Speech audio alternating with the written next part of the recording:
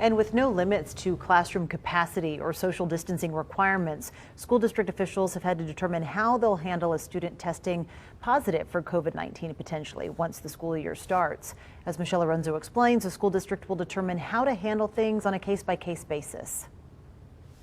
Next Monday, all the seats will be filled inside classrooms like this one. Schools can now be at 100% capacity, and social distancing is now a thing of the past.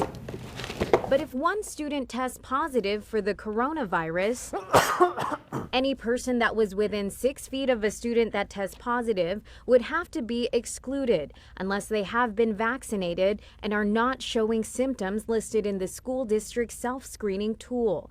Families could use the template to see if they need to keep their child home if they're not feeling well.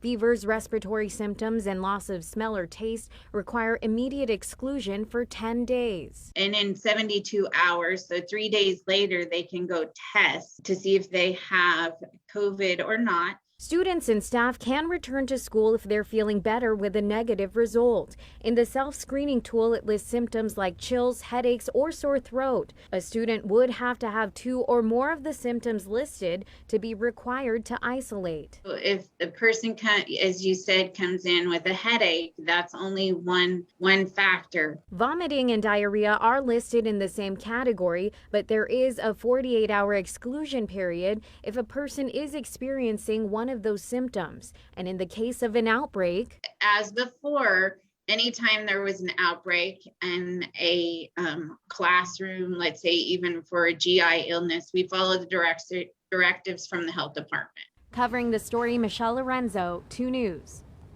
And district officials say they are keeping track of the student and staff vaccination data as they get it, but families are not required to provide that information at this time. So how is